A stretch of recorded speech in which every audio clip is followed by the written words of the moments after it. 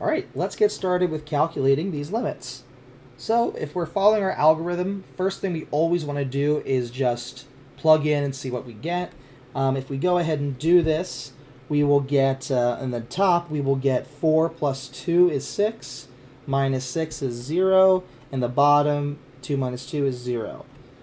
Okay, so this is an indication to us that we have to do some algebra in order to get the correct answer out of this. So I've labeled all of these examples with the technique that we're going to use. So in this case, because we have a rational expression, so let's go ahead and just write that down. So we've got a rational expression. Then this method of factoring the numerator and denominator, if applicable. In this case, there's nothing to factor for our denominator, but where applicable, you do the factoring, and then hopefully something can simplify by cancellation.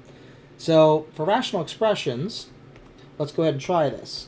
The numerator here is a trinomial, so we should be able to factor this.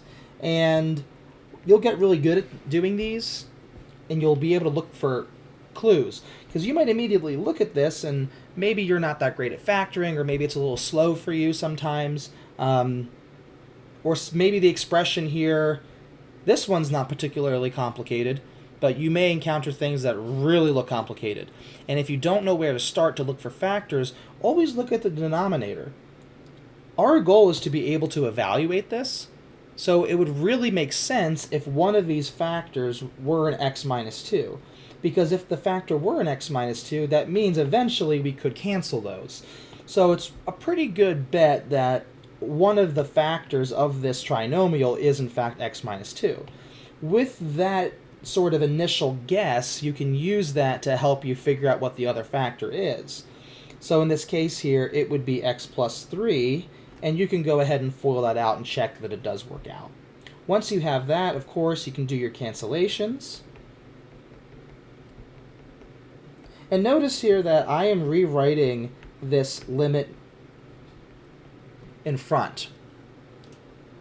The reason why is I haven't taken the limit yet. You can think of this limit out in front as somebody just saying, plug in 2, plug in 2, plug in 2. But we tried plugging in 2, and when we tried plugging in 2 at this stage, we got something absolutely nonsensical, this indeterminate form, 0 over 0.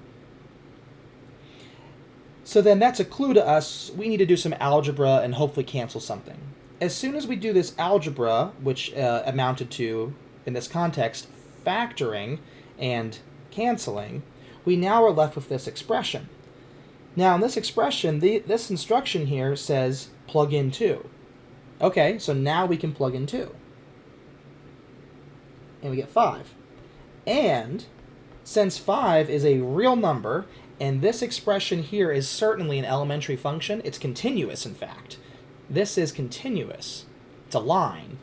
Y equals x plus 3 is a line. So we know it's continuous, and that means the limit exists everywhere and is equal to the value of the function. We have to keep this notation here because until we actually do this cancellation, we can't plug in 2 because the result would be something nonsensical. It's only when we get to this stage that we are able to plug in x plus 3.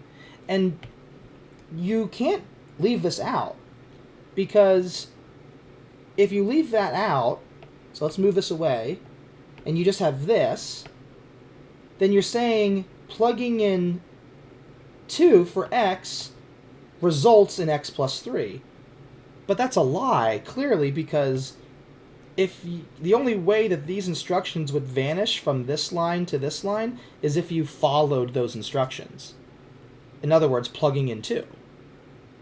But that's a lie because down here there's an x, and there wouldn't be an x remaining if you had plugged in 2. So you definitely you have a choice. You either go ahead and write this, or you skip immediately after you cancel these, you just go right to 5. Because you can see visually, if these are gone, what do you really have? We really only have the limit of this x plus 3. So, depending on who you are, what your style is, Certainly in the beginning when I'm teaching these, I like to show more steps than less steps, but as the course progresses, you'll see me going right from here to here. Okay. Another thing you want to be careful of is a lot of times people, I will see students, when they're learning limits, write something like what's in this red box here, which is absolute garbage. I know our language, the language that we use, we say the limit is this, right? The limit is this. And you're taught from a young age in math that the English word is essentially can be replaced by an equal sign. So when we say the limit is 5, it's very tempting to just say the limit like this equals 5. But that's nonsense. What is sort of left to context is the limit of this expression is 5. When we say the limit is 5, we know from context and from how we're speaking in English or whatever language that we're meaning the limit of what's inside this box. But mathematically, we need to be very precise, so we want to make sure that we're not writing something like the limit as x goes to 2 and then just equals the answer. Because you have to take the limit of something. Something has to go in this box in front of it. Can't leave that out. It's sort of like saying square root equals 4. Square root of what? Right? You can't just say this symbol does not equal anything. This symbol of a number is defined, but this symbol alone equaling a number is absolute nonsense.